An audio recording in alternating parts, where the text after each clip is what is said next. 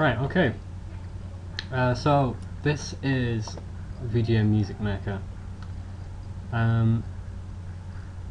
This is your interface right here. We've got it split up into several tabs. We have patterns, instruments, samples, information, and preferences. Probably what you want to do is go straight away to preferences and have a look at this little bit here. You want to make sure that your buffers and your buffer size allows a sort of a clean signal. So give it a little test here. So pretty clean, that's fine. If you're getting like a garbled sound with audio dropouts, then you want to increase your buffers and possibly the size as well. Okay, another thing that I've got checked here that you should probably do the same is auto repeat for note and value keys. So that's if you just want to keep holding down a key and it'll keep repeating, say, an effect command, something like that. And vertical sliders in instrument editor, which is kind of, if you're used to sort of VST knobs, it's generally, you know, you click a knob, drag it up and down to change the value rather than left and right, which is the default for VGM Music Maker. Right, so this is where you're going to be making your music. Now I'm probably going to get all the jargon wrong here, but I don't really care. So each column corresponds to one channel or one note, so you can play one note at a time in each column. Each row is a beat, which is made up of a number of ticks. Now ticks I'll go into in a second. So yeah, here you're going to be making chords, so if you want a 3-note chord you will be using 3 notes, 3 columns at a time. So you'll notice here we have MS, which obviously is mute, solo, which mutes all the other channels, FM1, which describes that this is an FM channel, and FXO, which you can have, I think, yeah, 4 effects going on at the same time. Now over here we have PSG. Now for PSG, that is basically the sort of square sound that you tend to get on the Master System. So obviously this chip here lets you play Master System games on it. Never mind. Right, that's bullshit. So obviously you got the same commands here. PSG4 is a noise channel, which is what you're usually going to use to make your hi-hat sounds with. And FM6 is the sampling channel, so it's good just to keep all of these sample sounds here, because no matter where you put them it's going to be this channel that plays the samples. So right, first off we're going to want to make an instrument, so we'll start off with an FM bass. Now this is the instrument tab, which is pretty weird to look at if you're not familiar with it. Basically, first off we're going to go here, I'm just going to type in bass, because that's what we're going to be making. Now from here I usually go to algorithm. Now if you look at the help file you'll see that there's different algorithms that are suited for different kinds of sounds. The best one for that kind of Mega Drive hard bass sound is algorithm 2 here. So first off we have the attack. This is like your envelope bit, so you got your attack rate, your decay rate, your sustain rate, and your release rate. You also have your total level, your sustain level, multiplier, detune, and rate scaling. Now I'll just go along with this. We're going to start by raising the total level all the way to 0. Make sure this is FP, which is the FM polyphonic test. Sherry's done a really good job. You just kind of hover over every button. There's, you know, you get a pretty good idea of what's going on. Now you can probably I'm just going to start using the keyboard here. And here's just a bit of a click. So what you want to do is pull down the sustain rate, and then you actually get a bit of a noise there for a change. Now I like to just bring the release rate down to about 11, so it gives it more of a natural kind of analog sound. So what I used to do before I really knew what was going on is I just sort of went, alright, start from the bottom here and then go to the instrument operator above it, which is not the correct way to do it, because if you ever look at the algorithm over here, operator 4 is in green, which means that's going to be the actual channel that outputs a signal. Now, operator 4 is then modulated by 3 other operators. So first off, we've got operator 3, which is modulating operator 2, whilst at the same time operator 1's also modulating operator 4. Now that's really complicated, and I don't expect anyone to understand it. I barely do. So best thing you can really do is just experiment, but generally go from 4 to 2, because 2 is going to have a direct effect on 4. So we'll raise the total level again, bring the sustain right out here. Yeah, you recognizing that? Now that's quite harsh, so we want to bring that total level down. So that's quite a cool sort of finger bass sound. Kind of bring that down to 11 as well, the release rate. Now we want another operator going on here. So again, bring the release rate up. So that's quite nice, but if you want to get that kind of Sonic 1 bass sound, I'd recommend you bring the multiplier up to about 3. Yeah.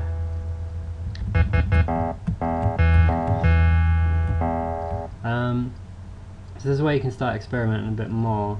Maybe that gives it more of a kind of a strike.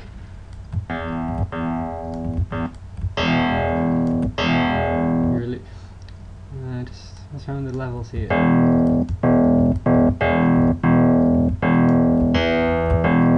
That's nice. Okay. And finally, I like to use the first operator channel just to get a bit of a kind of like a pick hit sound. So that's a lovely sound. Right, now operator 1 is the only operator that supports feedback, and if you don't know what that means, I'm just gonna bring the sustain right up here. That's just like adding more of the same to it. You bring the feedback knob up right here. Can you hear it getting harsher? Yeah. Now, let's just bring that all the way down. Bring sustain rate.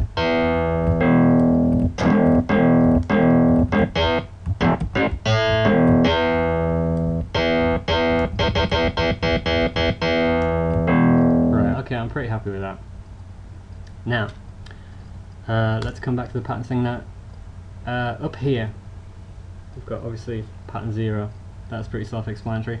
The length is it's 64 beats long. I'm going to say beats because I was thinking about this all day and I can't remember the correct term, so we'll go along with beats. Yep. So we've got 64 beats, which is pretty simple. Now the speed, if you notice here, we can't actually set a BPM.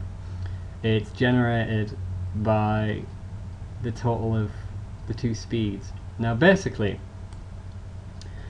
what you want to usually start off by doing is bringing these up to 4/4. So that means for each row, this is going to be 4 ticks, which is the equivalent to, you know, when you're playing a game and it's 60 frames per second. I think it's like how many frames, but musically, so it's ticks. Please don't make fun of me. I understand it, but I'm terrible at explaining it. Now, so you've got your speed and your interleave. Now, here's another thing that we can do.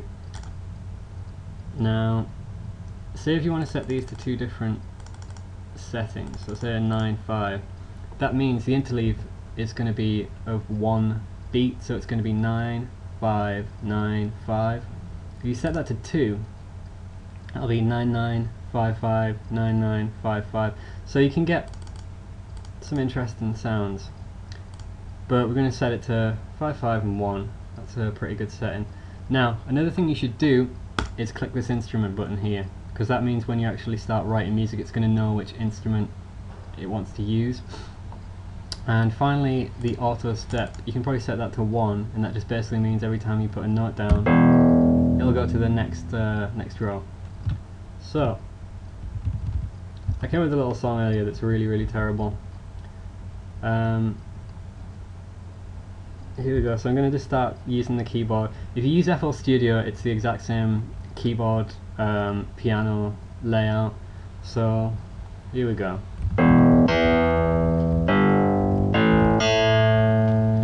Now, this here is a note cut, and it's activated by pressing 1, which is basically, obviously stops the note. Hang on, there's a load of shit falling off the desk here. Right, so yeah, there we go. Note cut.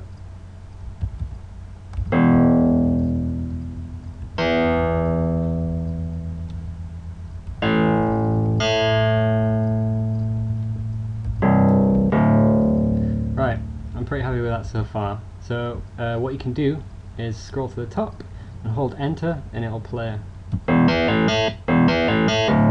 Yeah. So we'll do that again. Oops.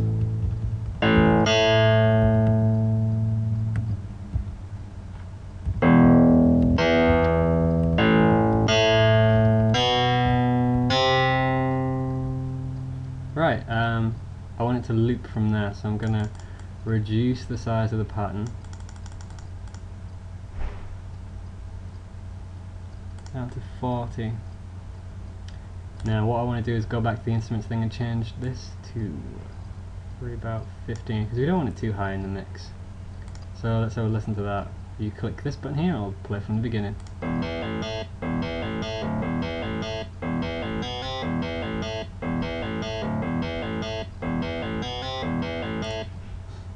And what's that? That is now missing some samples. So we're going to go to the sample tab here, and we want to load some samples in. It supports, I believe, something like it's 44.1 kilohertz samples at 8 or 16 bits. Now that's just off the top of my head, but I've got some samples here that are ready to go. So the kick and the snare. So here we are. Press space to play a sample.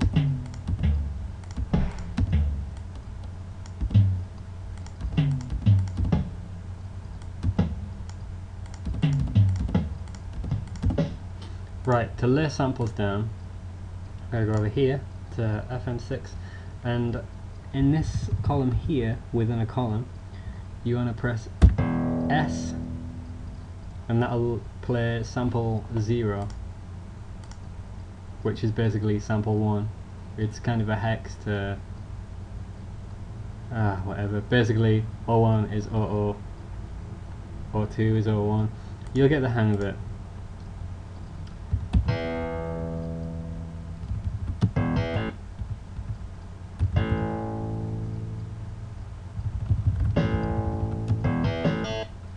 So just start laying them down.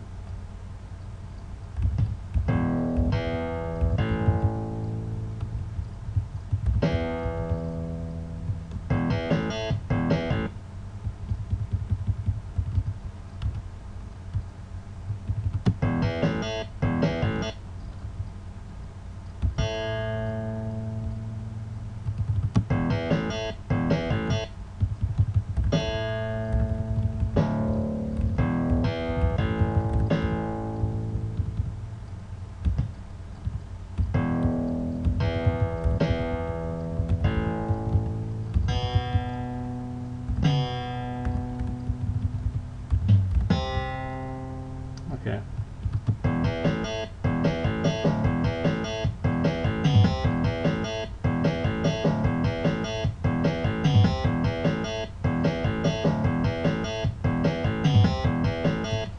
Alright, great. So, next thing you want to do is add some hi-hats. This is the way I work. You want to set this to PN, which is noise. We'll be going over to the PSG channel now. Right. Good hi-hat sound. I'm going to go over to octave 8 here. and just press B.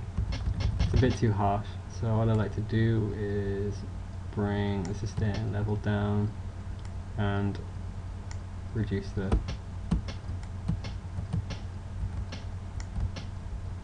sustain rate. Now I just want to bring that down to about 20. Okay, I want to go over here. I always find G's a really good sound. Right, if you go over here, this is the volume column. So set that to 1F, which is the maximum volume, I think. And just change the settings there, so you've got a bit of a bit of feel to it. Just highlight all that, hold shift.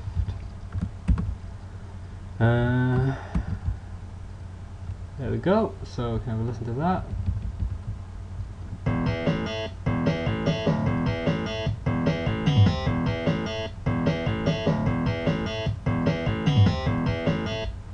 I'm thinking the bass is a little bit too harsh. Ooh, go back to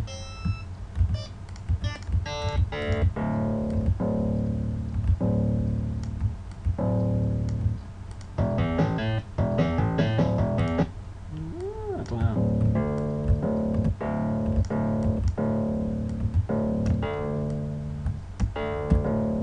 It's doing there's the rate scale, which basically changes the size of the envelope depending on where it's played on the keyboard.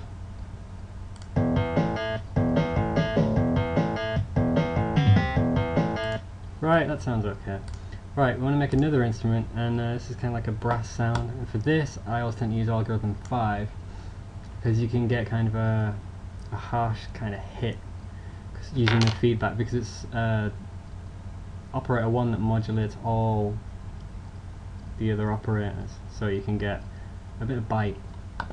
So first off, we're just going to bring it to 0 and reduce the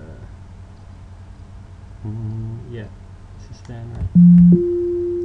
Now for a brass sound you want to bring the attack rate to about 20. Okay, now a cute little feature is you can just copy settings to different operators. That sounds awful, but bring the feedback up to about 5 or 6.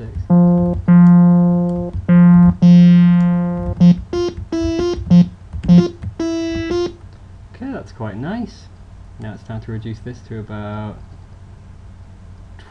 25. Now we can just copy this to operator 3 and copy it again to operator 2, sorry. Now you can start changing the multiplier just to get different kinds of sounds. Always kind of keep some of your envelopes a little bit different just to change things up a bit. You can also change the detuning to get some interesting sounds. So just kind of name that brass, who cares.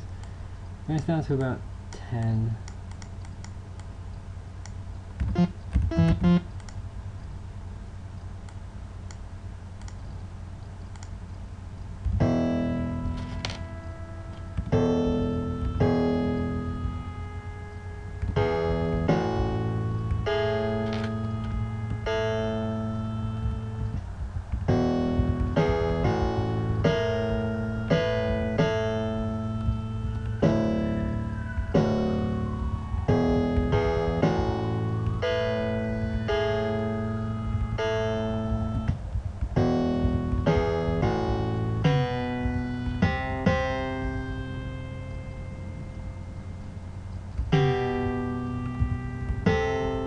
Okay, let's hear that.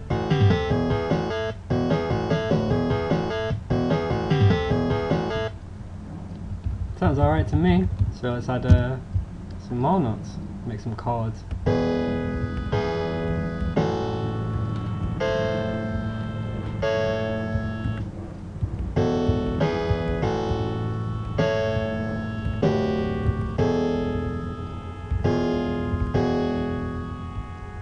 sure that's right.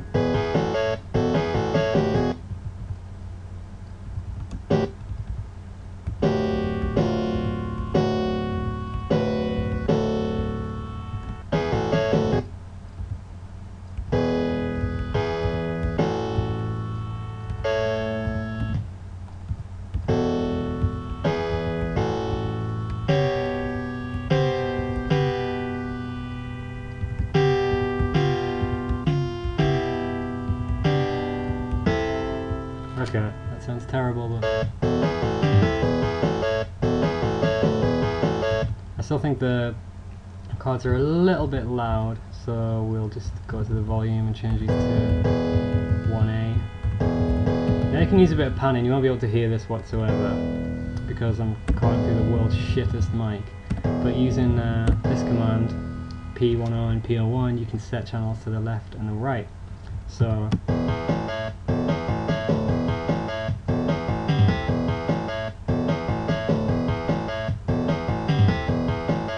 wonderful. Okay, now what we can start doing is adding a lead.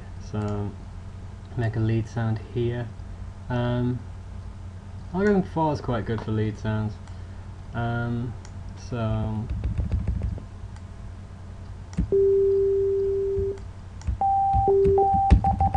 you're getting the hang of this now, though, I assume.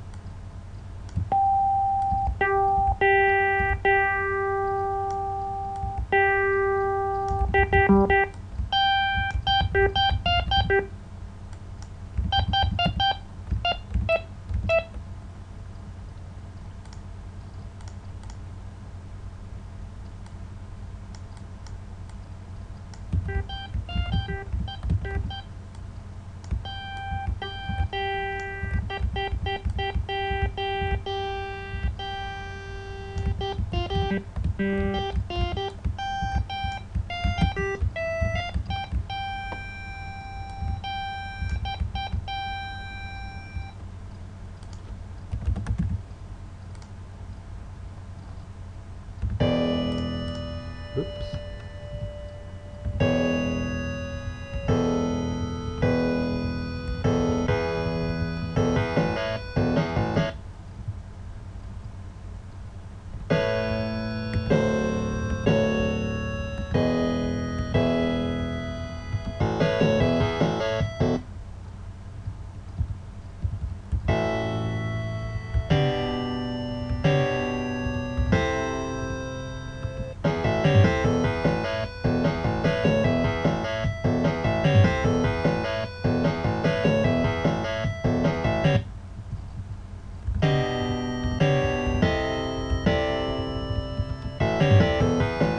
Okay, so there's a little lead sound. Now we can use 4 command here, and 5/7's got quite a nice little vibrato. 4 command's basically a vibrato. Well, it's not basically, that is what it is. So use that, and here's the lead.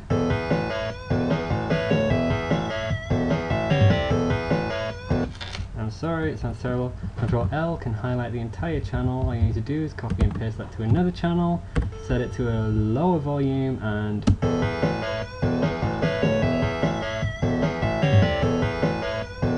there you go, you've got a bit of delay.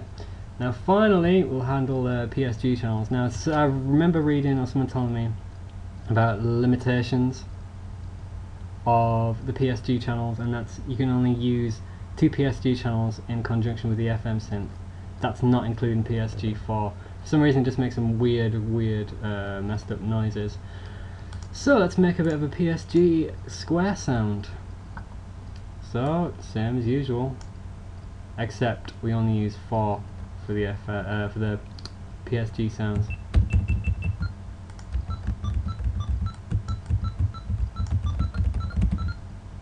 Now, okay, there we go, PSG done. Now what we can do is copy and paste that, and we can detune it. Only need to do it for 1. Now we can add like a counter melody.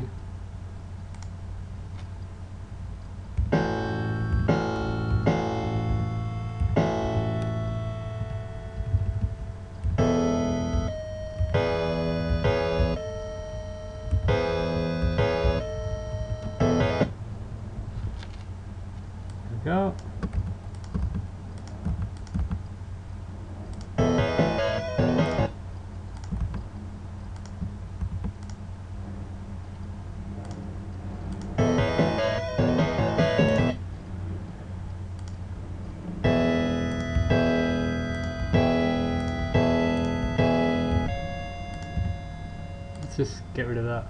You can just solo it and then you can hear what you're putting in a bit better.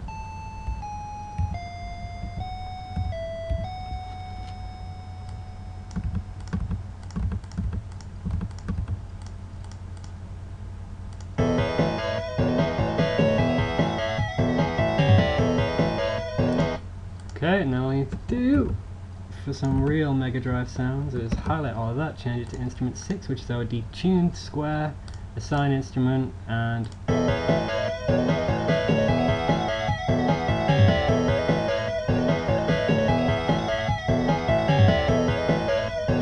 now if you want to put effects in, that can all be done via, you know, looking at the help menu and just going down to interface and coming, no, effects list, and there you go, that's everything you really need to know.